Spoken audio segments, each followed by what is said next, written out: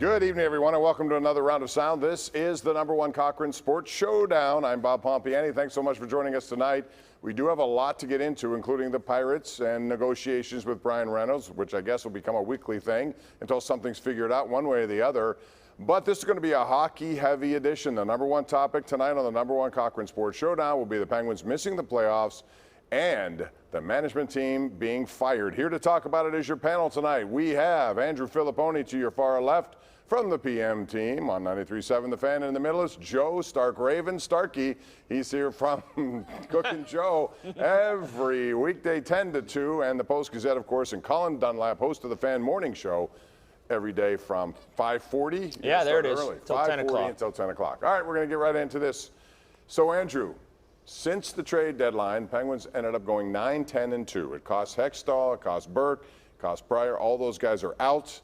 Is this an attractive job for a potential GM? And if so, how much will it cost to bring somebody in here? Because I would imagine if I'm somebody, I'm going to say, look, you got to give me some time. I need something here because this is not exactly the best situation to come into. I don't think it's a job where you can win a Stanley Cup again. So if that's what a GM Ever? wants. Well, with this core. I mean, I think it's going to take a lot for that to happen.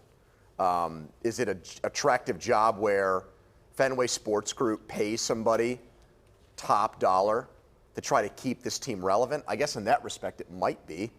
But when I hear you say attractive job, the way we've framed that for the last 15 years has been, is this a place where you can win a Stanley Cup? And I don't feel confident in answering yes to that question, guys.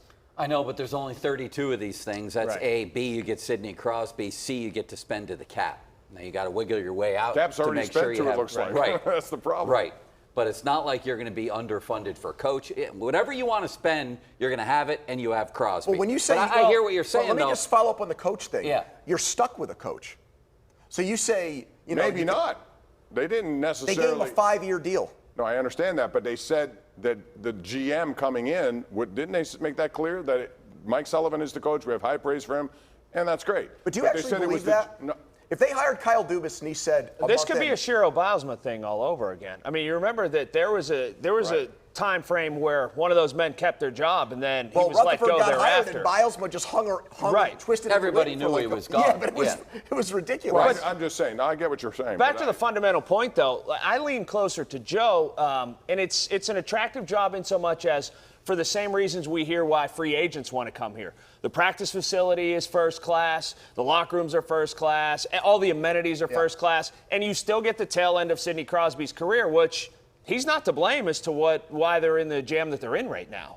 So, and I don't see why anyone would say no who's a coach of much acclaim. I mean, I'll acknowledge it could also be a career killer. Ask the guy who was just here. But if you're interested in swinging for the fences and starting with a great player, then it's a good. I lean toward good job. Let me go to this. Colin, to you now. Okay, that's fine. I get that. You have 3 guys who may not be elite anymore, but you know they're going to give you what they gave you this year, which is top-level stuff from Crosby, Malkin, and Letang. No injuries either, which is going to be a game. But when you look at what they are lassoed with contracts, Petrie at $6.5 million, Granlund.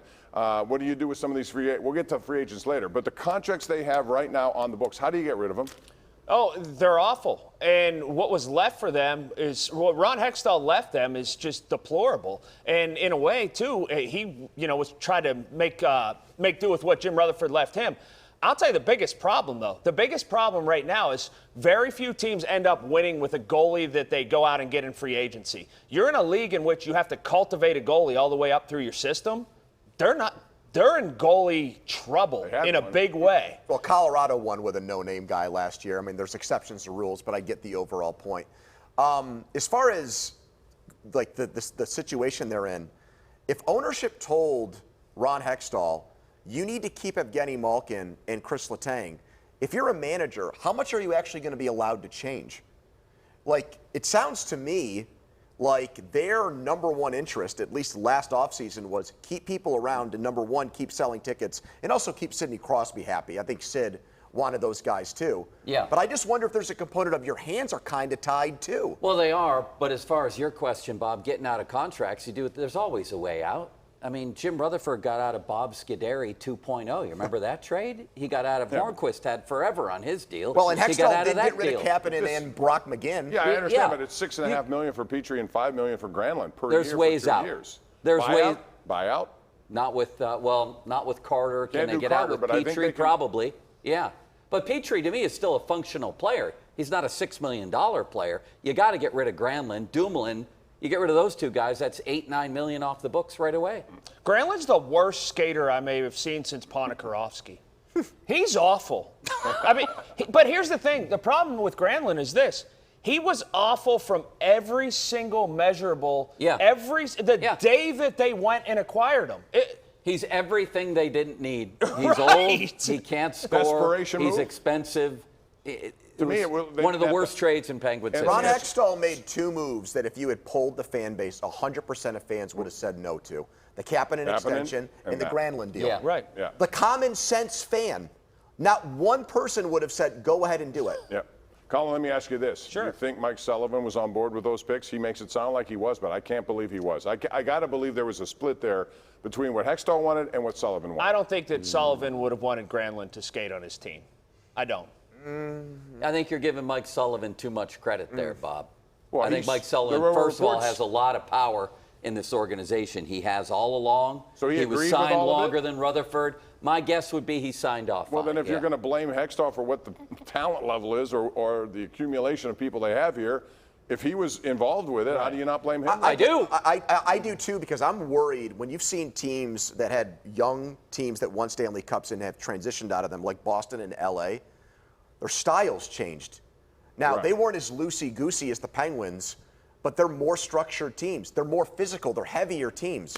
I don't see Mike Sullivan wanting to do that. That's my issue with their state right now, is you have a coach that I think is set in his ways, almost like Bilesma was at the end of his career. Yeah. So did he want Granlund? Maybe. Is he going to play a guy that's 6'3" and is slower? No. We got to The go to break. antithesis, they're not going to play under Sullivan. Yeah, he's gotta the go. actually bigger the kind guy. of guy that Sully would like. Yes. Yeah. We got to go to a break. When we come back, we'll talk about specific players and free agency. What do they do with guys like Jason Zucker or Tristan Jarry? We'll do that when we continue right here on the #1 Cochran Sports Showdown.